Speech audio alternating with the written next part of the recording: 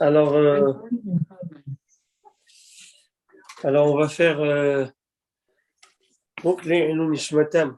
On parle de ça aujourd'hui avec les élèves. Et on a fait le fameux score, on a fait la fameuse Ashkava que l'on fait pour les. Voilà, e-score, c'est bon, eux, c'est les Ashkenazes qui font ça, mais voilà, mais nous on fait le e-score. C'est e-score, habituellement c'est le texte qui est rédigé pour faire l'Ashkava de Niftarim. C'est comme une Ashkava. C'est ça. Voilà, mais ils font de cette manière. C'est toute la synagogue qui le fait. Toute la synagogue, les gens qui n'ont pas, les parents qui sont les fins, ils sortent. Ah ouais? Ils sortent, hein? Oui, je sais. Ils sortent. Et vous savez pourquoi ils sortent? Ah non. C'est un douche, hein? Amen. Ils sortent parce que j'ai vu une raison de ne pas que Haz Shalom, durant le score, il rappelle, ils croient que c'est les fois Shlema, ils croient que ils disent le nom d'un parent à eux. Ah. Et donc, comme il fait une ashkava pour quelqu'un qui est encore en vie. Okay. Et donc, ça ouvre la bouche au Satan. Pour ne pas ouvrir la bouche au Satan, on te dit sortez, qu'il n'y ait pas de fuite, qu'il n'y ait pas de. On ne prononce pas. Vous imaginez combien c'est important de Shalom, de ne pas ouvrir la bouche au Satan. Amen, c'est fou ça. J'ai écouté à l'époque un Nyan, mon père, sur le OTA Kadosh Baruch Hu durant la Shoah. Cette fameuse question, où Dieu était dans la Shoah. Surtout les rescapés, ou ceux qui oui, c'est ça, les rescapés, c'est eux qui. Tout le monde. Réponse. Et alors, il y a deux réponses. Première, où est-ce qu'il n'y était pas? Ça, c'est ceux qui ont passé la Shoah, on dit, des Admorim qui ont passé la Shoah, qui ont vu Akadosh Baruch Hu dans tout, vraiment le plus atroce aussi. Mais, d'abord, comme je disais aux élèves ce matin, je leur ai dit comme ça. Il y avait une histoire avec un Rav, qui s'appelle Rav Motel, je pense que vous en avez parlé. En tout cas, j'ai oublié leur nom exactement. Il était avec leur élève, avec son élève durant la Shoah. Il marchait, il dit, qu'est-ce qu'Akadosh Baruch Hu, qu'est-ce que le Saint béni soit-il veut de nous maintenant? Qu'est-ce qu'il attend de nous? Qu'est-ce qu'il veut? Il le voit, il lui dit, mais pourquoi vous posez la question maintenant? Je veux dire, c'est quoi? Qu'est-ce qu'Akadosh veut de nous maintenant? Et je t'explique. Tu vois que Dieu nous en préserve. Tu vois là-bas, il y a des gens qui sont fusillés.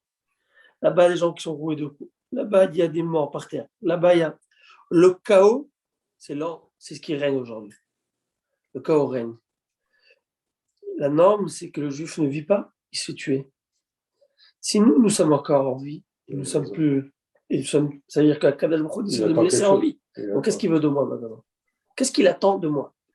Qu'est-ce que je dois faire? Quelle est ma mission? Qu'est-ce que je peux faire pour faire sa volonté maintenant?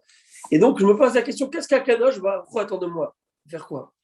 Et j'ai dit au Talmidim, pour extrapoler un peu cette fameuse question, voilà, moi, Baruch Hashem, Akadosh Baruch Hu a donné longue vie à mon grand-père du côté maternel et à ma grand-mère.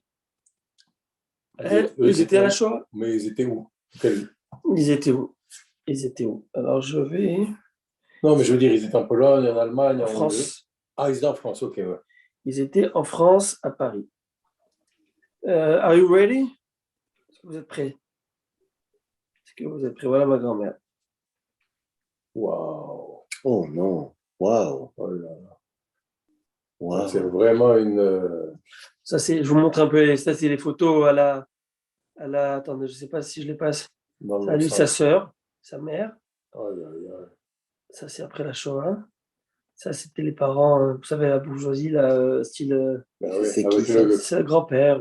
Okay. Wow, c'est magnifique d'avoir toutes ces photos. Ouais, c'était... vous voyez, comme pour dire que Eva Oukhachem a été son enfant, je ne sais pas c'était lequel. Après la Shoah, elle en a eu 15. Que Dieu bénisse. Wow, elle n'a pas laissé les nazis réussir et dire vous avez gagné. Non, elle n'a pas gagné. Mon grand-père, Alav Shalom, a érigé presque 30 écoles juives en France. Et en Joseph. Il a édifié des yeshivot en France. Il a fait politique. Il a fait pont et chaussée. Pont et chaussée, il travaillait pour le gouvernement. C'était une grande firme. Il avait créé en France ce qu'on appelle, je ne sais pas si vous avez entendu parler, le refuge, le 1% patronal. 1% patronal, c'était en fait des dividendes que les entreprises devaient Versé. verser. Et lui, il est récupéré. Bref, il y a toute une idée. Il y a une personne à qui j'ai rencontré, ça fait pas très longtemps, vous devez connaître peut-être. Il a bien connu. J'étais touché parce que je l'ai connu sous Côte, il y a 2 ans. Il a dit, je travaille avec ton oncle, j'ai connu ton grand-père, un grand homme. Vous devez connaître, il s'appelle Eric Azama. Oh là là, j'ai. Oui. Oh là, j'ai le. En tout cas, vous devez connaître. Il a les hôtels, l'hôtellerie, et tout ici au Canada. En tout cas, il disait, moi j'ai pas connu parce que bon, j'étais déjà connu tard, mais il a dit que de cette fortune, il avait fait, il y a peut-être 10 000 logements en France, à Paris. Wow. Et bon, l'État lui a tout pris parce que fraude, pas fraude. I don't know ce qui s'était passé exactement. Il y a tout un gros jugement. Tout un gros jugement. Et en tout cas, et pour dire que, voilà, après Shoah, voilà. Alors je disais aux élèves, voilà, nous sommes là. Les mecs n'ont pas mérité d'être là. Alors déjà, nous devons faire pour ceux qui n'ont pas mérité d'être là. Étudier, faire vivre la flamme juive pour en l'honneur de ces gens et aussi faire ce qu'eux n'ont pas pu, ils n'ont pas laissé d'enfants, ils n'ont pas eu, donc nous on va. Et j'aurais dit maintenant, nous qui sommes là, donc c'est pas par hasard. Non, On n'est pas là par hasard. Il n'y Il a pas de hasard. Nous sommes là. Alors maintenant, qu'est-ce qu'un Kadosh Baruch Hu veut de nous? Il dit, je ramène ça, pas à moi personnellement, je ramène ça à tout le Ham Israël. Vous tous. Si vous ouvrez, j'ai lu ce matin sur I24 News, vous savez, c'est le news là. Très bien. Que l'année 2021, en termes d'antisémitisme, énormément de a augmenté d'une manière grave aux États-Unis. Juste en France. Aux États-Unis. Beaucoup, au Québec, j'ai entendu là. Au Québec aussi. Un peu partout. Donc la norme, c'est que pointer du doigt les maux du monde, un jour ou pas, peut-être un jour, allez savoir, je vous le signe. Un jour, ils diront que c'est Zelensky qui est juif qui a foutu la catastrophe. Un jour, il aurait dû abdiquer, il aurait dû, je ne sais moi. Ça va tomber. C'est comme ça que c'est. Roldan Vador, on dit dans la Gada, toutes les générations, on dit Malenu Nechalotenu. Ils veulent nous anéantir. Ils attendent qu'une chose, c'est nous anéantir. Il y en a qui le font de manière dévoilée, la Hitler, il y en a qui font de manière plus discrète. Oui. Shalom Aleichem. Shalom Aleichem. Venez vous réchauffer. Il a déjà hier. Attendez, est-ce que vous voyez Michi là? J'ai mis la caméra, j'ai oublié de mettre le. Sorry. Je ne sais pas si vous voyez les deux. J'ai fait. En tout cas. Donc, tu veux l'expresso? Si, là, je pense qu'il entend. Attendez, je ne sais pas si vous avez vu. Chaque matin. Attends. Il y a monsieur Momi qui vous demande si vous voulez un expresso. Et moi, je l'ai déjà, moi, chez moi à la maison, je l'ai. Il est bien meilleur. Je ne sais pas quel on t'avait proposé. Voilà, donc, alors, comme ça. Donc, est-ce que la Kadosh Baruch Hu, on est là? C'est-à-dire notre devoir, ce n'est pas par hasard si on est là. C'est la Kadosh Baruch Hu veut qu'on soit ici. Notre travail maintenant, c'est de pouvoir faire la volonté de la Kadosh Baruch Hu, parce que nous sommes l'expression divine dans ce monde. Nous sommes l'expression divine, nous sommes l'expression du miracle dans ce monde. Et en tout cas, des histoires incroyables. Et bien sûr, le fait que tu es là, évidemment, avec tous ceux qui essaient de t'opprimer, et tu es là, l'homme Israël est là, c'est pas un hasard. Comme il disait Tolstoï, on avait vu Léon Tolstoï, un écrivain très connu, qui a écrit, je pense à Karim. Il a dit, oui. Donc, vous avez posé la question, pourquoi nous sommes là et quel est notre devoir à nous aujourd'hui qui n'avons pas été, qui avons été épargnés et qu'est-ce qu'on doit faire pour Dieu? Ce qu'on doit faire, c'est essayer de faire ce que eux auraient fait également pour l'humanité. Et c'est ce que nous faisons. On essaye de sauver les âmes, de sauver les gens, de grandir, de fructifier, toutes Alors, sortes de choses. c'est vrai, mais pourquoi tout ça? Nous, parce qu'on a été épargnés, on a une dette envers Dieu. On a Très une dette bien, qui nous a épargnés. bravo. Surtout, Alors vous avez bien dit, mais mission, ce dont je veux dire, c'est qu'il y a un double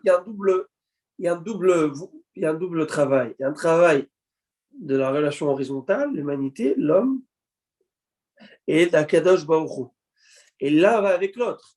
Parce que quand je sers mon prochain et j'aide l'homme qui est en face de moi, eh ben, je suis aussi en train d'aider le Tselem Elohim, entre guillemets, l'image, cet homme qui est fait à l'image de Dieu. Et je suis en train de faire la volonté d'Akadosh Baruch Hu, qui est de vivre dans un monde où il règne la paix.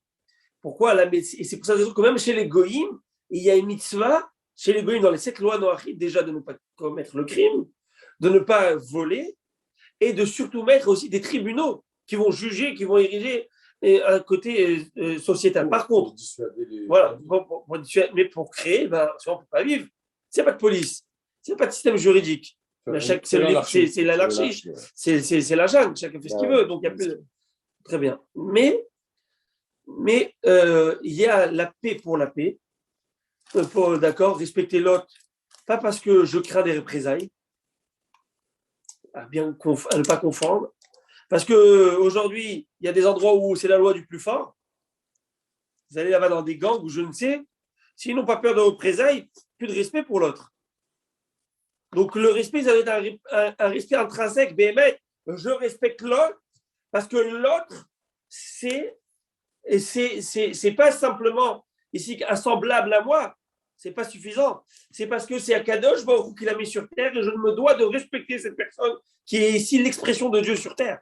L'homme, il est vivant parce que Dieu a décidé qu'il soit ici. Donc je respecte aussi Akadosh Baruch Hu. Maintenant, il y a aussi servir Akadosh Baruch Hu. C'est pas suffisant pour l'humanité parce que pour aider l'humanité, qui est l'espèce d'un service d'Akadosh Baruch Hu et de ce sens, mais il y a aussi le sens vertical, direct, j'allais dire. Et ça, il n'est pas moins que l'autre, de respecter Akadosh Baruch Hu, parce que c'est quoi le but de la vie, en fin de compte? Dernièrement, je lis un livre, le livre du roi Salomon, l'Ecclésiaste, en français, en hébreu, Kohelet. Kohelet, livré Kohelet ben David, Melech Yerushalayim. Les paroles de Kohelet, fils de David, roi de Jérusalem. Evel Avalim, Akol Avel. Evel Avalim, Amar Kohelet. Evel Avalim. Tout est vanité de vanité. Tout est vanité. 7 fois le mot, 7 fois au pluriel, vanité et vanité de vanité. Tout est vanité, nous dit le roi Salomon. Tout. Tout ce que tu peux penser sans un caractère religieux, spirituel, fondamental des choses, intrinsèques, tout ça c'est vanité. Le seul émet qui n'est pas vanité, c'est quelque chose qui est basé sur les notions de la Torah. Il te dit, c'est moi qui te le dis, c'est moi le roi David, le roi Shlomo, son titre ici c'est Kohelet, son surnom. Et c'est pas un petit gars là de... J'ai fait mes classes, moi. Je suis roi. Je suis civilisé. J'ai tout connu. Je suis l'homme le plus intelligent du monde. Tout, la chokhma, j'ai connu. Il était conscient de ça Bien sûr qu'il est conscient de l'intelligence qu'il a eue, dont il a été doté. Il est conscient, il n'est pas bête. Et il te dit, suite à cela, je peux faire maintenant un procès et un constat de tout. Et je te dis mon constat. Waouh, c'est voilà. fort ça. Au point que c'était tellement choquant qu'on a vu que tout est ével, tout est... À quoi ça sert de... Il faut voir tout le Kohelet. C'est qu'au début, les Chachamim voulaient cacher cette Megillah. Si ça tombe dans les mains d'un hérétique qui va se dire, mais même tout est... Ils ont dit non, on ne cache pas, parce que quand tu vas bien lire et bien comprendre, tu viendras à la fin de la Megillah. À la fin de la Megillah, tu dis, sauf d'avar à Konishma. Je retermine et je dis sauf d'avar. Sauf d'avar, à la fin, conclusion. Fin des courses, conclusion. À Kol Nishma, on a tout vu, tout dit dans cette terre. Tu sais c'est quoi la fin? Était Elohim ira, vet mitzotav shemo, kizé kol adam. Était Elohim ira, crains Dieu, Bet mitzotav shemor, observe ses commandements, kizé kol adam, parce que ça c'est tout là. Il n'y a rien d'autre. Qu'est-ce que tu prends avec toi? Qu'est-ce que tu prends avec toi? Pour dire que quelque chose vaut la peine, il faut qu'elle soit pérenne. C'est-à-dire éternelle. Éternelle. Quand tu t'investis pour quelque chose, tu ne vas pas brûler là, $1 million pour rien. Il y a des gens qui vont brûler $1 million, $1 milliard pour des feux d'artifice. Qui a brûlé $1 milliard de feux d'artifice? Personne. Mais l'homme, malheureusement, s'il n'est pas basé dans la Torah, eh bien, il brûlera toute sa vie dans des feux d'artifice. Il n'y a rien. Voilà. Qu'est-ce que tu prends avec toi? Qu'est-ce que tu as laissé? Tu as laissé une descendance. Tu as laissé quoi? Une descendance qui vont faire quoi? Qui va faire quoi? Quelle valeur tu leur as donnée? Quelle valeur tu l'as transmise? Et toi, toute ta vie, tu as couru après quoi? Après quoi tu as couru? Non, c'est tellement important l'environnement. L'environnement avec qui on est, avec qui on travaille, avec qui on est. On évolue, on progresse, on s'épanouit. Parce que justement, je parlais avec un ami tout à l'heure, on travaille. C'est que quand tu es avec des gens, des tamim chachamim, des gens qui étudient et et toute la journée, ils sont là dans un espèce où chacun ici, il y a une certaine compétition, une concurrence. Qui est le plus sage. Mais dans la sagesse. Et qui est bonne. Ouais. Tu te dis, mais pourquoi dans lui, il finit le chasse, moi, je ne peux pas finir le chasse. Lui, il termine tout le jour à l'autre, moi, je ne peux pas, moi, je suis bête. Moi aussi, je mérite d'avoir ce chocolat dans la tête. Mais quand tu vis avec quelqu'un qui est, quoi, lui, il a la Rolls Royce, moi, je ne peux pas avoir la Rolls Royce. Quoi, mais lui, il a cette maison, moi, je ne peux pas avoir cette maison. Après, voilà. Quoi, mais lui, c'est qu'en fait, compte, c'est quoi qui te stimule? C'est quoi qui te stimule? C'est du matériel. C'est que du matériel qui t'amène un matériel, qui t'amène à un autre matériel. Le matériel, et elle est où la fin? Il n'y a pas de fin, il n'y a rien. Il n'y a rien. Et donc, il y a Shlomo Amelech. Evel avalim akol avel. Je dis clair et net. Je choque, mais tout est vanité pour elle. C'est vrai, c'est très vrai. Il y a 7 fois vanité, 7 fois la notion de vanité pour les 7 jours. On va voir les jours de la création. Quoi, même Shabbat? Non, si tu ne peux pas Shabbat, bah oui. d'accord, il rentre dans le monde de la Kedusha, c'est différent. Et Hevel, ça vient du mot. Hevel, c'est de l'air. Le souffle. Oui, mais en fait, le monde a été créé avec le matériel. On ne peut pas rejeter. Toi, de sublimer ce matériel. Faut pas que mais ce matériel ne peut pas, s'il n'a pas un but, il n'est que matériel, il n'est qu'animal, il n'a rien. Mais tu ne peux pas dire que tout est vanité. Bien sûr. S'il l'a dit, c'est sûr. Mais je vais expliquer. C'est quoi tout est vanité? Toute chose qui n'a pas un but est vanité. Ah, ok. C'est ça. Mais ça peut être toute chose qui n'a pas un but, d'accord. un but qui est périn, un but qui a une idée, qui a un principe, qui va nourrir quelque chose ici, de émettre, qui est fondé sur un principe de émettre. S'il n'y a pas ce principe, alors c'est vanité. Okay. Ça vaut quoi? C'est quoi vanité? C'est-à-dire que c'est rien. C'est rien. Qu'est-ce que c'est? Donc, on peut utiliser quelque chose de matériel, mais à des fins. Là, au contraire, c'est ça tout le passouk. Okay. C'est ça toute la suite. Ça veut dire pas. C'est ça toute la suite de Kéa. C'est que tu utilises ce que tu as pour pouvoir servir à Kadosh Baruch. C'est ça tout le point de Moussa. Là, au contraire, c'est pas que c'est qu'au contraire, ce matériel a un but. Ça, on sait ça. Ce matériel devient un but. Ouais, mais le matériel, il le contrôle. Le roi, c'est ça. Le roi Salomon, il te dit, mais on court toute la journée. Maïton, Adam, Hachem, Amol. Il dit, à quoi ça sert à l'homme de travailler, de tous ces efforts qu'il fait toute sa vie sous le soleil? À quoi ça sert sous le soleil? Sous le soleil, ça veut dire quoi? Il a de la chance, il est sous le soleil. Non, quand je dis sous le soleil, ça veut dire sous l'homme, dans l'humanité, c'est dans le monde. Sous le soleil, c'est dans la planète Terre. C'est pas en Floride. Sous le soleil, c'est-à-dire que à quoi servent tes efforts dans ta vie? Pourquoi tu vis? C'est la question. Il y a des questions, tu ne peux pas passer devant des questions comme ça, si grandes, monumentales dans ta vie. Pourquoi tu vis? C'est ça la question. Et cette question, on doit tous la poser. Tu cours. Arrête-toi, pourquoi tu cours? Ah, j'ai oublié pourquoi je cours. Ah, j'ai oublié. Et pourquoi je cours? Où je vais? Mais vers où je vais? Mais qui? Exactement. Où je vais? Arrête-toi. Elle te dit, je m'amène. Réfléchis. C'est-à-dire, on suit le flot. Tu suis le flot, tu suis le cours, mais tu ne sais même pas pourquoi. Allez, on va courir. On appelle ça les moutons de Pagnoge. On marche. Il faut qu'on vive, il faut qu'on mange, il faut qu'on paye l'éducation. C'est pas simple comme ça. Alors, on m'avait mal compris. Ok, alors. Non, je vais expliquer. Non, c'est pas cette question, je me suis mal exprimé. Je vais réexprimer. Rabbi Yaakov. Vanité, toute vanité, ça veut dire toute chose matérielle pour matériel et vanité. C'est ça. Je répète, toute matériel pour matériel et vanité. Par contre, je te donne un exemple. Lorsque tu vas travailler, on travaille. Bah, ça, on n'a pas le choix. Tu as la part de ça. Tu n'as pas le choix parce qu'il faut vivre. Bah, voilà. Vivre, pourquoi? Vivre, pourquoi? Tu vas manger pour vivre. Vivre, pourquoi? Pour retravailler, pour remanger, pour revivre. Et tu vas revivre, pourquoi? Pour retravailler, pour remanger, pour revivre. Non, mais il n'y a pas que il y a pas que le manger. Mais quand j'ai mangé, c'est tout ce qui va être consommation physique. Ouais, non, bah, physique, il y a les enfants, il y a donc, ok. les écoles. Donc, je vais faire des enfants pour qu'ils soient à l'école, pour qu'ils soient avocats, pour qu'ils soient comptables, pour qu'ils aient de l'argent, pour qu'ils aient de quoi manger, qu'ils aient de quoi vivre, et vivre pour eux, qu'ils fassent des gosses qui aient de quoi manger, de quoi vivre. Ouais. En 2 mots, donc moi, je fais des vaches qui font des veaux, qui vont brouter de l'herbe. Non, mais ils vont quand même à la synagogue. Et qui vont brouter de l'herbe. Et donc non, c'est pas vrai. Alors quoi? Que ça dans la vie.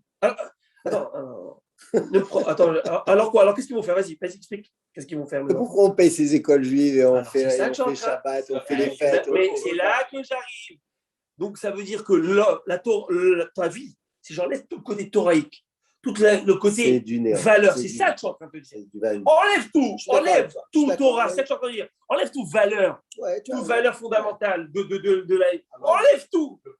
Alors ma question elle est quel est ton objectif? 20% peut-être. Non, mais ça veut dire que... Mais si je veux dire, toi, Baruch Hashem, c'est un tzaddik. On est tous des tzaddiks. Non, c'est quoi? C'est-à-dire qu'en fin de compte, nos efforts fait que moi, je vais avoir le but de pouvoir m'asseoir à la synagogue le Shabbat et pouvoir. Donc, toute ma semaine, il y a un but. Le but, il est là. Oui. Le but, c'est que je peux mettre les enfants lui donner du manger cachère. Ouais. Le but, très bien. Donc, aujourd'hui, tout a un sens. C'est ça que je suis en train de dire. Une vie matérielle sans sens, c'est quoi exactement? C'est rien. C'est vanité. C'est vanité, c'est ça qui te dit le roi Salomon. Tu enlèves le côté spirituel de ta vie, quel est ton sens? Il n'a plus de valeur. Et là, la question, elle vient, si vivre, pourquoi mourir? Et si mourir, pourquoi vivre? Ah oui, exactement. Parce qu'à quoi ça sert? Parce que si elle n'a pas de valeur, ta vie, en fin de compte, elle n'a rien, elle s'arrête où? Terminus, elle s'arrête où? Allez-nous dans un cimetière, dans un trou. Alors, à quoi ça sert? Donc, c'est certain que ma vie ne peut pas s'arrêter dans un trou. Parce que sinon, il n'y a aucune logique. Il n'y a aucune logique, il n'y a rien. Et là, tu te poses toutes les questions de tous les mystères du monde et les injustices et ci et ça. Parce que si tu penses qu'on s'arrête à ce qu'il y a ici maintenant, alors rien n'est acceptable. Pourquoi lui, il a plus? Pourquoi moi, j'ai moins? Pourquoi si, ça? Ben, si tout est une notion que de matériel, alors tout ce qui est d'ordre matériel, physique, on pose des questions, des injustices, et si, et ça. Mais si on comprend qu'il y a ici un but dans le monde, la motivation de ce monde, il y a Akadosh Baruch qui est là-dedans, et t'amène vers quelque chose, le service d'Akadosh Baruch. Mais maintenant, on arrive à ça en partant du fait qu'ils étaient dans un camp avec l'élève et le maître. Non, j'ai ouvert cette parenthèse par rapport au fait que. Non, je suis rentré dans le champ, après j'ai ouvert cette parenthèse. C'était par rapport au fait que. Comment je suis rentré dans cette parenthèse? Non, je veux dire que dans notre vie, on doit donner un sens. On doit donner un sens à notre vie. C'est ça que ça donne un sens. Oui, promener. Qu'est-ce que je dois faire, moi? Alors, j'ai symbolisé ça à mes élèves. J'aurais dit, qu'est-ce que Dieu attend de moi? Donc, Dieu attend de moi de faire du bien. Faire du bien, il y a 2 choses, faire du bien. Le bien, j'ai dit horizontal et vertical. Vertical et horizontal. Ce n'est pas suffisant.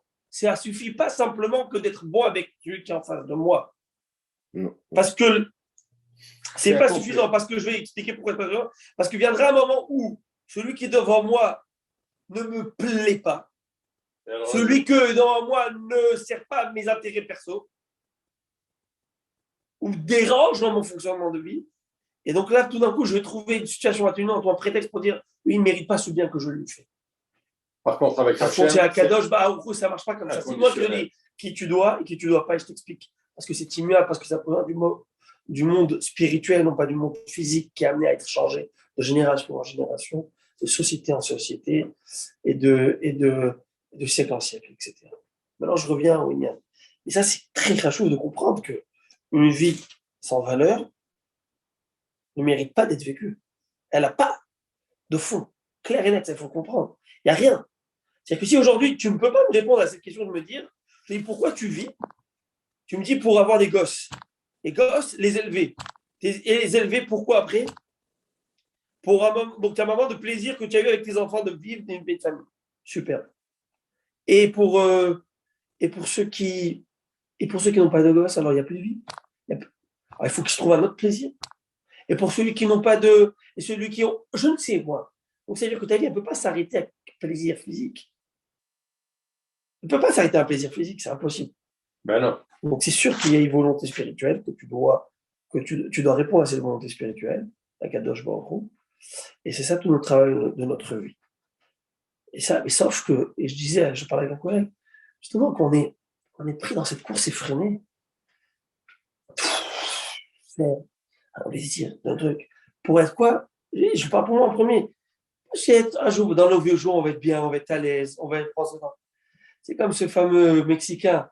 Je connais cette histoire de ce Mexicain. Il était sur la plage, il était en train de jouer au ballon avec son petit-fils et il pêchait comme ça le poisson. Il ramassait une belle petite panier, il partait le vendre au souk. C'est comme ça son argent, il mangeait. Et c'est comme ça qu'il. Et puis en après-midi, il s'amusait avec ses petits-enfants, etc. Et là, de loin, il y a un milliardaire américain qui est sur son yacht. Il est là-bas, il passe quelques jours là-bas à la Playa del Carmel, je sais moi comment ça s'appelle, à la Costa Brava. Je me rappelle, j'étais en Espagne, une fois, ça s'appelait Costa Brava. En tout cas, et il est là-bas, il voit, il dit, tu sais quoi, toi, tu m'as plu, toi. Un type sympathique, regarde, je te propose, je vois que tu as une atzlaha dans ta pêche, je vois que tu as tes techniques. Imagine, Maurice. Eh ben, je veux te faire un chalutier. Vous savez, c'est des bateaux de pêche. Et tu vas amasser, on va vendre, on va faire l'agroalimentaire et on va faire tourner la machine. Et il dit très bien, il dit pourquoi? Il dit ça, tu vas avoir de l'argent. Pourquoi? Tes vieux jours, tu pourras faire quoi? Profiter avec tes petits-enfants et pêcher tranquillement sympathique. C'est exactement ce que je suis en train de faire. Je n'ai pas besoin de faire le détour. Alors, il faut être rationnel. Tu as besoin de vivre. Bien sûr que tu as besoin de vivre. La parnassa, ça fait partie de l'Einstein que l'homme doit vivre. Tu dois travailler. Tu dois travailler, c'est pas chaud. C'est avec un but. Pourquoi je travaille? Quand je me lève au travail et je m'en vais, moi, et que je me casse la tête, c'est parce que je veux amener de l'argent à parnassa à la maison. Je veux nourrir mes enfants cachés comme le bon Dieu m'a demandé. Je veux amener mes enfants dans une école juive parce que je veux qu'ils connaissent une juive, je connais qu'ils aient des enfants juifs et qu'eux-mêmes servent à Kadosh Baruch. C'est pas suffisant pour prendre un chien de se balader dans la rue. C'est pas ça. C'est pas faire du bien à droite et à gauche aux animaux. C'est pas ça qui m'intéresse. C'est pas ça qui m'intéresse. Ça fait partie de manière générale de le savoir-vivre. Pas faire mal aux animaux, de pas faire ci. Mais c'est pas un but en soi. Mon but, c'est de servir à Kadosh Baruch. Et il y en a que de l'accessoire, ils en ont fait un but. Quand j'y en a, je me mets avec dans le dedans. C'est que de ce qui est accessoire, on en fait un but. On en fait un but. On en fait un but. Quand est-ce qu'il va arriver ça? Quand est-ce qu'on va voir ça dans la prochaine chose, etc., etc. C'est pas un but. Sauf que lorsque tu ne t'impliques pas dans un sens et que ta vie est dénuée après le sens, alors tu n'as pas le choix que de te trouver à chaque fois des stades dans ta vie, des excuses, pas que des excuses, des challenges, parce que l'homme, il doit se motiver, je vais travailler pour voir si. Et après ça, j'ai vu que c'est éphémère, j'ai vu que c'est passé, alors je vais aller au prochain step. Et au prochain step, je vais aller à l'investissement plus grand. Parce que je dois assouvir un besoin. Qui est quoi ce besoin? Le besoin que l'homme il a de grandir, d'avancer, mais c'est un besoin qui est spirituel. Toi, tu as déjà vu, toi, un chien qui s'est dit, je vais me faire une niche. C'est quoi, je vais me faire une niche 3 étoiles. Je vais me truc, tu te vois, toi, quelqu'un se construire, un oiseau se construire, un nid se dit, tu sais quoi, demain, je vais me faire un truc avec un toit, les hebel. Et je vais me faire un autre 3 étages et avec un spa. Tu as vu, toi, un animal comme ça? Non. Pourquoi il n'a pas ça? Parce qu'il vit au moment présent, il n'a rien. Ce n'est pas le but de sa vie. Par contre, l'homme, il a quelque chose qui le pousse à grandir. Donc, il est sûr qu'il va assouvir ce besoin de grandir par des choses matérielles. Donc, il donne à la neshama de la nourriture qu'elle ne comprend pas. Elle pousse encore et elle amplifie une envie d'avancer, d'augmenter, d'évoluer. Et lui, il lui donne une nourriture matérielle alors qu'elle a besoin d'une nourriture spirituelle. Ouais. Et c'est pourquoi. Alors, avec la nourriture spirituelle, il n'y a même plus cette motivation. Et lorsque tu es dedans complètement, alors tout ce qui est autour de toi, tu comprends, ce n'est qu'un accessoire. Alors, quand tu n'as pas l'accessoire, peut-être parfois c'est dur, mais au moins tu sais que tu as le but. Ça dérange moins. Ah, ça dérange moins. C'est que c'est sûr que ça fait mal. Ça peut être douloureux, mais c'est pas malheureux.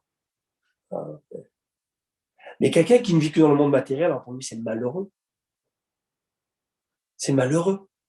Mais quelqu'un qui n'a pas, mais qui a un sens dans sa vie, qui a un but, alors je fais avec mes outils que j'ai, avec les outils que j'ai, je vais le servir. Alors c'est vrai, il y en a qui sont plus à l'aise quand ils font ce travail, mais la récompense est différente. Vous connaissez tous l'histoire de Rabbi Yehuda Hanassi, avec son élève, je crois que c'est Rabbi Shimon Nafer, il faut que je rappelle le nom. Ils étaient une pauvreté, son élève, mais quoi, gravissime, la pauvreté. Et il a prié, à un moment, on lui a fait descendre un pied d'une table en or. Ou d'une chaise, c'est pas d'une chaise, je pense. Hein? C'est une chaise avec des diamants dessus et tout. C'est dans ton film. Ça se peut, hein, parce qu'après, il a visualisé qu'il était sur une chaise à 3 pieds. C'est pas ça, là? C'est pas ça l'histoire? Ok, une chaise, une table, normalement, mais ça va. Ok, bon, c'est pas grave. Ok, attends d'abord. Alors, qu'est-ce qui se passe? Une belle en or. Tu sais que c'est de l'or massif. Aujourd'hui, prenez le kilo d'or. 35 000 euros. Avec des pierres précieuses dessus. Mal à l'aise. Même pas monnayable dans la vie. Et donc, il a eu une chose qui est sortie par une... C'est une chose que si tu vois ça aujourd'hui, tu vas dire c'est surréaliste, ça n'existe pas. Ouais. Non, mais ça n'existe pas. C'est pas grave, c'est surréaliste. Ça n'existe pas. Mais disons qu'il vivait dans une sphère, et le gars, comme ça, comme par miracle. Et donc, sa femme le voit, elle voit avec ça, il dit, mais... Avec ça, on est... Il dit, Akadosh Baruch Hu m'a envoyé. Donc, c'est le salaire du Olam Haba qu'il a donné, là, il l'a matérialisé. Il lui dit, moi, je n'ai pas envie que ma table, elle ait 3 pieds, non pas 4 pieds là-haut. Je n'ai pas envie de ça, ça ne m'intéresse pas. Alors, il va voir son Rav, Rabbi Yehuda Hanassi. Et Rabbi Yehuda, il lui dit, dis à ta femme que ce qui va vous manquer là-haut, moi, je vais vous le donner. Ne vous inquiétez pas. Il va lui dire ça, il dit, non, ça ne marche pas. Déjà, là-haut, on ne va pas se voir pour commencer. Chacun dans son monde, comme ça. Bon, il faut comprendre ça veut dire quoi. Et deuxièmement, il lui a dit, est-ce que ta Torah et la mienne sont les mêmes? Oui. Toi, ta Torah, elle a été faite dans l'opulence. On n'a rien à voir. Rabbi Yehuda Hanassi, tout le respect que je te dois. On n'est pas le même niveau. Pas le même calibre. Ta Torah, elle est grandiose, mais elle n'est pas à mon niveau. Moi, mon niveau, c'est que je n'avais pas de quoi manger. J'ai laissé mon mari à étudier la Torah. Alors, moi, le niveau de la Torah, c'est une Torah béon, c'est une Torah dans la pauvreté. Wow. Dans les yeux d'Akadosh Baruch Hu, ça a des années-lumière de ta Torah. Ça n'a rien à voir. Ça décade cette Ton pied, il ne marchera pas avec ma table. Ça n'adaptera pas, entre guillemets. Manière de dire les choses. Wow. Vous voyez ce que je veux dire? C'est-à-dire que quand tu as fait des efforts, alors tu vois l'autre, tu dis, mais l'autre, comment il réussit comme ça? Comment il a cette facilité? Rien ils me disent. Tu ne sais pas comment il va finir. Tu sais quoi? Je vais vous dire une belle chose. L'autre Ahmad, Bet Recha. Eshel Recha, Shoro Vahamoro, Bechol Asher Le Recha. Écrit dans le dernier des commandements, tu ne convoiteras pas ce que ton ami a. L'autre Ahmad, Bet Recha, la maison de ton ami. Eshel Recha, la femme de ton ami. Ça, c'est dans les 10 commandements. Shor Recha. Ramor Recha, le taureau, et l'âne de somme, vous savez, le mal de ça. Et relâcher Recha, tout ce que ton ami il a. Je vous pose une question. Ce n'est pas un pléonasme quand tu dis à quelqu'un tout ce que tu as, la maison en fait partie, non? Ben oui. Si tu ta femme, non, mais bon. Non, mais le matériel. Le matériel, donc. Si pas besoin de dire, c'est pas dire ta voiture, ta serrure, bon, donc si tu as dit que tu ne convoiteras pas tout ce que ton ami il a, pas besoin de le détailler. Non. J'ai vu quelque chose de très beau. Toi, tu veux la maison, la baraque de ton copain, c'est ça que tu vois. Tu dois prendre le package. Tu vois la voiture. Tu sais quoi, si tu veux, prends tout ce qu'il a. Tu n'as aucune idée de ce qu'il a. S'il est pas bien, son shlombaïd, la santé, les enfants, tout ce qui se passe avec. Quand la chair les récha, tout ce qui se passe dans ses entrailles là-bas dedans. Toi, tu connais rien. Toi, tu vois juste des feux d'artifice. Alors, si tu veux, demande à Hachem, il te donnera tout. Peut-être que tu ne voudras pas tout. Et tu ne voudras pas du tout. Tu dis, tu sais quoi, je préfère ma Je misère. veux revenir. Je ne veux pas tes soucis. Oh mon Dieu. Oh, je ne veux pas tes soucis. Mais tout ça, ça se permet. Toutes ces compréhensions qu'on a, là, dont on parle maintenant, si on n'étudie pas ça, si on ne parle pas de ça, si on ne développe pas ça, si on ne discute pas de ça, si on ne se nettoie pas le cerveau, si on ne fait pas du brainstorm, comment ils appellent ça? Brainstorming. Non, pas brainwash, ça fait lavage de cerveau. Mais brainstorming, c'est ces idées, on n'en parle pas de ces idées. Alors, c'est quand qu'on va grandir? C'est quand qu'on va grandir? il faut se le rappeler, en fait. Donc, il faut se le rappeler constamment parce qu'on le sait, tout ça. On le sait, mais C'est pas Redouche, c'est pas quelque chose de nouveau dont je viens de vous parler là. Rien du tout. On le sait, c'est pas juste. Sauf que là, je suis en train de. Je ravive cette braise qui est en nous. Et je me la ravive. Et c'est ça que la Torah te dit, Vota, elle va déjà. Tu l'amèneras à ton cœur. Parfois, ça reste au niveau cérébral. Il faut l'amener au cœur, aux émotions, à la vie de tous les jours. Ça ne peut pas rester dans un coin de mon cerveau où je sais tout ça. C'est pas suffisant. Parce qu'on sait plein de choses. On sait que le coq, c'est pas bon pour la santé. Et on sait que le steak, c'est pas bon pour la santé. Et on sait. Parce que c'est pas encore. Mais quand tu vas l'amener dans toi, tu vas le sentir. Ça va être facile. C'est différent. Et c'est pour ça qu'on a une mitzvah de parler de ça. Comme du vrai Torah, c'est le moussard aussi. De parler, de reparler, de discuter. Bien sûr. Maintenant, hein, en parlant de ça, alors j'ai écouté par rapport à la Shoah, ce sujet, ce Inyan. Ceux qui ont passé la Shoah, je vais vous raconter une histoire du Rav de Tzemz. Le Rav de Tzemz, c'est un Rav qui a passé la Shoah. Et il était à Auschwitz. Il a passé un moment, je pense à Auschwitz. Vraiment atroce, affreuse. Affreux, vraiment affreux. Et je ne sais pas si vous avez eu l'occasion de partir au musée de la Shoah, Yad Vashem, au musée en Israël. Si vous avez l'occasion de partir à Auschwitz. Non, mais on a vu des photos, on a entendu des enfants. Moi, j'ai vu des photos, j'ai tout vu. Les enfants, ils ont été. Et quand j'ai été. Okay. C'est spécial. Ça. Non, c'est sûr. Oui, je vous dis, c'est pas la même chose. On sent ces âmes sont encore là. Ton corps, il tremble. Garanti qu'on ne peut pas rester indifférent. Tu ne peux pas rester indifférent. Tu ne peux pas rester indifférent. En tout cas. Et je vais vous dire, avant de commencer à parler de la Shoah. Ça vous retourne comme une chaussette. Comment? Ça vous retourne comme une chaussette. Exactement. Je ne sais pas, mais moi, je me souviens encore. J'étais avec quelqu'un important. Après, il y a Hachem. Il a dû partir. Ah, garanti. Il n'y arrivait plus parce que le cerveau n'arrive pas à concevoir, le cœur n'arrive pas à accepter. Surtout quand on voit toutes ces choses. Comment c'est possible? On avait parlé l'année dernière, je me pense. On avait parlé l'année dernière. Souvenez-vous qu'on avait parlé l'année dernière. Bon, déjà, je passe d'une histoire à l'autre, je ne veux pas oublier cette là. Après, j'arrive à ce qu'on a parlé 2 minutes. Le Rav de Tzemz, alors. Pourquoi je parle de ça? Parce qu'en préambule, avant de parler de la Shoah, c'est tellement délicat. Et pourquoi c'est tellement délicat? Je vais expliquer. C'est qu'on n'était pas là-bas, on ne peut pas comprendre ce que vivait un homme. Et quoi qu'il ait fait, je veux dire, quoi qu'il ait fait, on ne peut pas juger. Les choix de sa vie, qu'est-ce qu'il ait fait comme action à cette époque? Et donc, il y avait un juif, un capot, enfin un juif qu'ils ont trouvé après Shoah, qui était donc comme Gestapo, comme des gens qui étaient un collaborateur. Un collaborateur, mais pas, ils appellent ça des capots. Et la Gestapo, quoi. Là. Et il y avait même fait beaucoup de mal au Rav de Tzemz lui-même, qui avait subi c'est un juif. Et après Shoah, donc, il l'avait attrapé en Amérique. Et ils ont fait un tribunal spécial pour juger cet homme. Crime de guerre, enfin tout ce que vous voulez, je ne sais moi. Et ils ont demandé au Rav de Tzemz d'aller témoigner contre lui, contre ce juif. Voilà. Et il ne voulait pas. Il a refusé, au point où même le juge, je ne sais pas si c'était en tout cas le juge là-bas en Amérique, s'est déplacé à la maison du Admour, du Rav, pour lui supplier, lui demander qu'à tout prix il faut ce témoignage. C'est ça qui va pouvoir inculper, arrêter et mettre sous les verrous cet homme.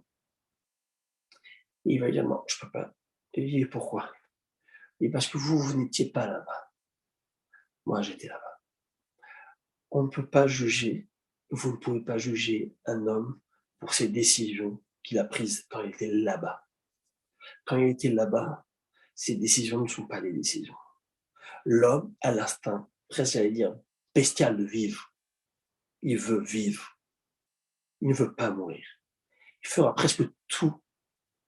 Alors il n'a pas eu la force, peut-être le choix. la force de pouvoir dire non, parce qu'il voulait vivre. Mais qu'est-ce que tu vas juger un homme qui a dit je veux simplement vivre, et c'est pour vivre j'ai eu besoin de faire ça dans le jeu. Tu peux pas le juger, tu peux pas comprendre pourquoi il a été motivé à faire ça. Tu n'étais pas à sa place. Maintenant, juste une question, Mahila. Au niveau de la halakha, on n'a pas le droit, hein? Pas loin. Mais je peux pas juger quelqu'un. Non, je Je voulais veux dire, juste c'est savoir. tellement fort. Parce qu'il y a des cas où Quand j'étais avec le Rav, il s'appelle Rav Emmanuel Gay, le frère du Rav Ariel Gay. Vous connaissez Rav Ariel Gay? Rav Ariel Gay, c'est le genre du Rav Citruc. Il y a tout un centre en France qui s'appelle à la rue Garnier. C'est au centre Aleph, c'est à Neuilly-sur-Seine. Là-bas, il y a tout un centre de Torah. Son frère, à lui, il habite en Israël. Je crois que c'est même à Aver. En tout cas, il fait guide aussi. Guide touristique là-bas à Auschwitz. Voilà. Mais il le prend dans un autre. Il est très. Il connaît, hein. Il t'amène avec des anecdotes, avec des histoires, il faut voir. Et donc, lorsque nous étions partis avec les élèves de Yavne là-bas, on l'avait amené avec nous d'Israël, il nous a rejoints, spécialement parce qu'on voulait à tout prix qu'on fasse un bon guide. Et vous savez, vous savez comment ça marche, les écouteurs, ils marchent. Et il te raconte des histoires qui sont. Tu n'arrives pas à croire qu'un homme peut poser ce genre de questions, et pas que ça. C'est qu'en fait, il y avait presque un nouveau Shulchan Aruch de la guerre. Il y a des questions qu'on ne connaissait pas, des questions qui sont d'éthique, des questions d'éthique qui se posent. Et que faire? Et là, je vais vous donner la pire. Est-ce que vous êtes prêts d'écouter? Oui. Moi, je pense que ça peut être la pire des questions. Et tu te dis, s'il n'a pas la force, vous allez voir la question qu'on pose. Il y avait ce qu'on appelle les Sonderkommando. C'est quoi? Les Sonderkommando, ce que vous avez entendu parler, Rabotai, les Sonderkommando, c'était des gens, des juifs, qui étaient mis pour pouvoir faire, j'allais dire, la sale besogne dans les camps.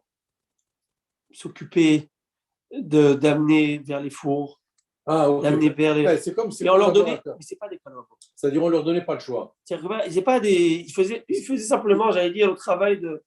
Et parfois, ils n'avaient pas le choix, mais pas qu'ils n'avaient pas le choix. Il y avait sur eux une lettre. On les reconnaissait sur leur veste, ou qu'ils étaient un petit peu privilégiés. Quand j'ai un privilégié, vous voyez ce que je veux dire.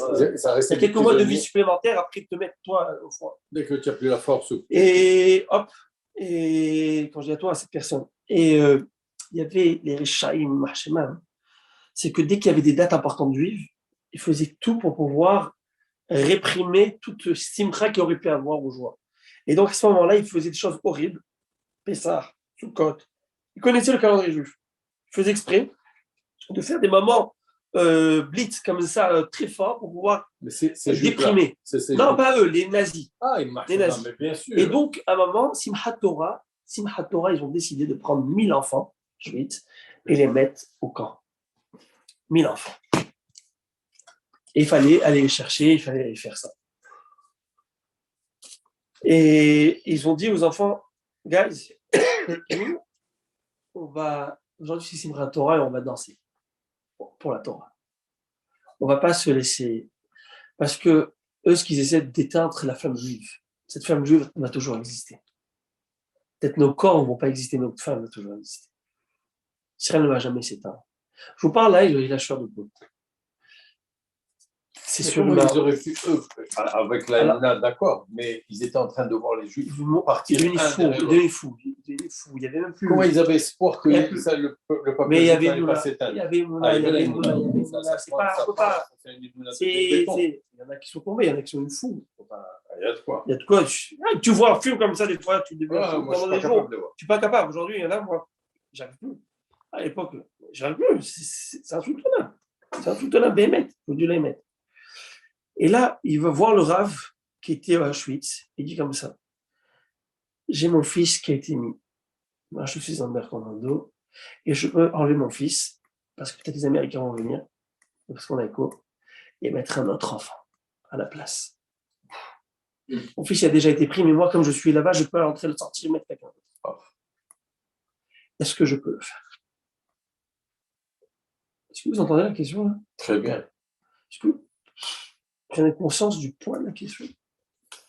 C'est même pas formulable, c'est même pas. Wow. Un père, il dit j'ai moyen de sauver mon fils. C'est une mort atroce. Moi, je répondrais. Mais je suis pas sûr. Mais je suis pas sûr. Moi, je répondrais, il n'a pas le droit. Mais je suis pas sûr parce que peut-être demain il va pas. Évidemment, j'ai aucune garantie. Mais en mettant l'autre, il sait que l'autre, il est condamné garantie alors qu'il avait été épargné. Ça veut dire qu'il change. Pas qu'épargné. C'est comme si celui qui ensuite n'est pas épargné. C'est-à-dire qu'on va tous. Ils ont passé 1 million de juifs là-bas. Alors, dans ces cas, quelle différence? Tu sais pas, peut-être 1 heure de plus. J'ai encore un espoir de voir mon fils. Je comprends. Mais dans ces cas-là, vous imaginez, vous croyez qu'on a un Shulchan Aruch pour ça? Vous croyez qu'on a un Shulchan Aruch qui vient qui te dit tout? Mais tout ça, c'est dans la Torah aussi. Est-ce que la Kadosh va au fond? Attention à la suivante, et restez sur le groupe. Il est là. C'est Znati. Oui. Vous pouvez mettre mute parce qu'on entend le. Il est là. Alors, qu'est-ce qu'on. Vous imaginez, il a dit non. Je pense qu'il n'a pas fait.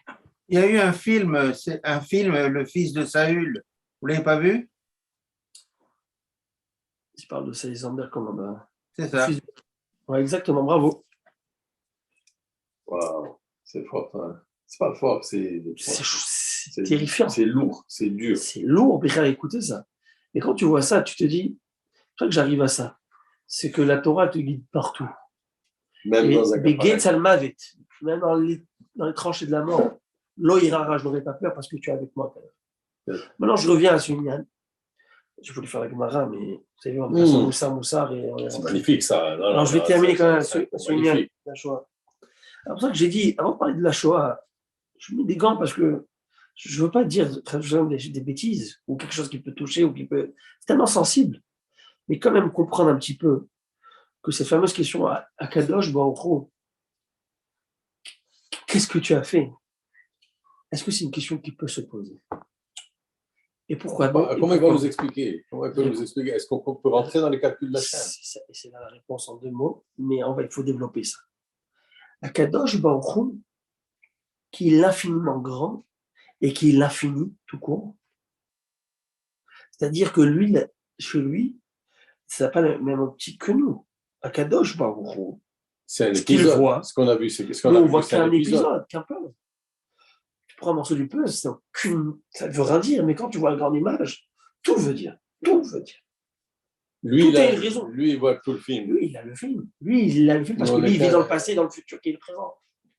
Mais nous, les hommes, on viendra à la petite lavo, à la fin des temps, on va dire à Tov et à Métiv. On dira, oh, que tu es bon et que tu es bien et que tu es bon. Que tu as fait du bien. Même pour les pogroms, même les intifadas et même la Shoah et même tout. Sauf que maintenant, on ne peut pas comprendre. Pourquoi je ne peux pas comprendre? Parce que toi, tu es Dieu, moi, je suis homme. Et si homme peut comprendre Dieu, alors Dieu n'est plus Dieu. C'est impossible. Je ne peux pas comprendre. Et la force, on retrouve chez Aaron Cohen dans la paracha de la semaine, après la mort de ses enfants, le jour du sacerdoce, le jour de l'inauguration, il devient Cohen, où il commence à amener les corbanotes, où il y a la shrina, et vient l'inauguration du tabernacle. Il perd combien d'enfants ce jour-là? 2 enfants. Des tzadikim. Des tzadikim, les plus grands tzadikim. Et quelle est la réaction de Aaron à Cohen? Va être d'homme à Aaron. Aaron, il n'a pas parlé. Sais-tu rester en silence? C'est-à-dire, toutes mes questions, je les renferme parce que je sais que tu es infiniment grand et qu'il n'y a pas de possibilité de tout comprendre. Maintenant, je ne peux pas tout comprendre. Mais je sais, et je suis persuadé à 1000% que tu sais ce que tu fais. Exactement. Et qu'il n'y a pas d'oubli. Il n'y a pas d'oubli ou d'erreur de calcul. Il n'y a pas d'erreur de parcours là, ça ne marche pas. Tout est clair, tout est tranché.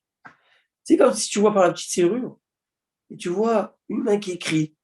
Tu vas voir, tu sais, très bizarre, il y a une main qui écrit. On dirait, tu ouvres la porte, tu vois que c'est un homme derrière ça, qui a une main, qui c'est là. C'est pas une main qui écrit tout seul, ça n'existe pas. Une plume qui écrit tout seul. Il juste ouvre la porte et regarde. On va ouvrir la porte et on va voir un Kadosh. Maintenant, on ne peut pas. Maintenant, tout ce qu'un Kadosh il fait, c'est Esther. Il se cache. Mais on doit avoir cette émouna de comprendre que c'est un Kadosh. Et Abba disait, je ne peux pas rentrer parce qu'à la fin, peut-être on parlera de Shabbat, je ne sais pas, de ça, mais Moshe Rabbeinu, souvenez-vous de Moshe Rabbeinu, quand les Bnei Israël sont en train de passer l'exil, l'esclavage le pire d'Égypte, les bébés égorgés 150 le matin, 150 le soir, atrocité, les bébés encastrés dans les pyramides. Et il va voir le pharaon, il dit au pharaon, parce que Dieu l'a envoyé, tu libères le juif. Tu sais ce que vous savez que le pharaon lui va dire? Il dira, oui, vous voulez aller les vacances? Vous voulez aller? Eh bien, vous savez quoi? Le travail rend libre. Vous connaissez cette phrase? Le travail libère. C'est à Auschwitz. Ah, c'est ça que ça dit Le pharaon là-bas. va leur dire, mais vous savez quoi? Allez travailler plus. La phrase qui est à l'entrée de. Travail libère. Travail rend libre. Oh, chemin. Vous allez travailler plus. Dit Moshe à Kadosh Baruch Hu, il va se plaindre, il va dire comme ça, je voulais le passage que je l'avais préparé. Je n'ai jamais su me savoir. Ou me'az bati el parol et taber bishmecha. Ou me'az, et depuis que je suis parti, je voulais le pasouk. Vayomer, il va dire à Hachem, mon Seigneur, pourquoi as-tu fait du mal à ce peuple? Pourquoi m'as-tu envoyé? Ou me'az bati el parol, depuis que je suis venu chez Pharaon pour parler en ton nom, il a fait mal à ce peuple. Et toi, tu n'as pas sauvé ton peuple. Il est en train d'égorger un après l'autre. Pourquoi tu m'as envoyé? Moi, je ne sais pas cette question. Waouh. Je vais lui dire, tu sais quoi? Tu vas poser la question. Alors, tu verras ce peuple sortir. Juste après. Et Hachem dit à Moïse, maintenant, tu vas voir ce que je vais faire à Pharaon. Ça veut dire que c'est maintenant, légitime tu de verras. poser une question pareille. Non. Car par une main forte, il les renverra. Maintenant, tu vas voir, maintenant, tu verras que je vais faire ressortir de l'Égypte. Mais tu ne verras pas rentrer en Israël. Moshe Rabbeinu. Donc, l'erreur de Moshe Rabbeinu. Tu as posé la question. Irar Talmidotai. Tu m'as remis en cause. Mais on va le voir dans un instant. Vaïra, prochaine paracha. Abraham, Yitzhak, Ben Yaakov, Ben Shaddai. Il dit Rashi. Eux n'ont jamais posé de question. Qui eux Abraham, Yitzhak et Jacob. Eux ne m'ont jamais remis en cause. De me dire pourquoi tu as fait du mal. Depuis que tu m'as envoyé. Alors donc, imaginez, si Moshe Rabbeinu... Moshe Rabbeinu, il va dire à Kadosh Baruch Hu, je fais amende honorable, quand est-ce? Moi, dit le Midrash, dit Moshe, j'ai fait erreur en te t'accablant en disant Az, depuis que je suis parti chez Paro. Alors Az Yashir Moshe, le Az que j'ai fauté avec, je te donne maintenant la gloire. Az, Yashir. C'est qu'on ne peut pas comprendre nos passés, on peut comprendre que dans le futur. Mais on ne vit pas le futur, on vit le présent. Et toi, tu vis le présent, le futur et le passé, tout est conjugué au même moment. Alors, je m'excuse. Et je te dis, Asiachir, au contraire, je loue l'Éternel. Et je comprends que tout ce que tu as fait à l'époque, c'était pour pouvoir bousculer, pour pouvoir provoquer de la Géoula. Et encore plus que le Maral le Prague l'explique dans ce Az, Aleph et Zaïn, il y a d'autres explications, on va pas aller plus que ça. Et on comprendra maintenant une chose, qu'à la fin des temps, Vaya, Vayom Aouyi Hashem Echad, ou Shmo Echad, Hashem Melech, Hashem Malach. Et à la fin, que c'est écrit, Vaya, qu'est-ce qu'on dit? Vaya. Tous les matins, on dit quoi?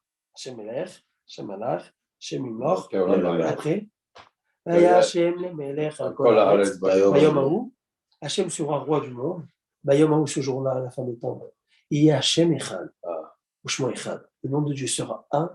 Et son nom, non, Hachem lui sera un et son nom. Sera un. C'est vrai qu'on comprendra que la miséricorde divine ou la rigueur, c'est la même chose. Il n'y a pas de mal. Il y a, comme j'ai dit, douleur, mais pas malheur.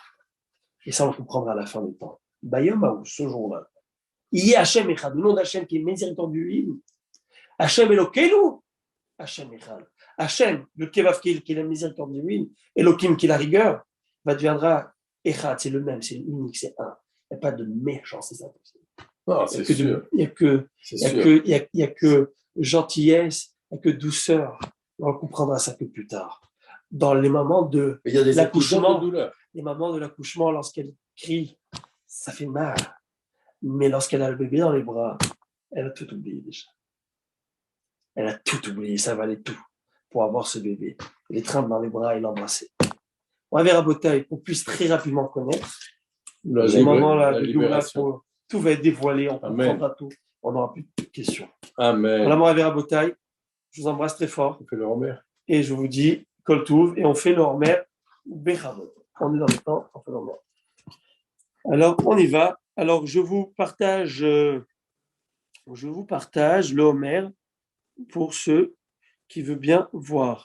Un instant, je vous en prie, attendez. Votre beau-père, il envoie tous les soirs. Oui. Hein, et bien avec. Attendez, je vais vous le montrer, Rabotai. Un instant, restez sur le groupe. Voilà.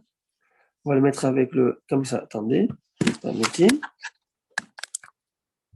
Oh là là, j'arrive pas.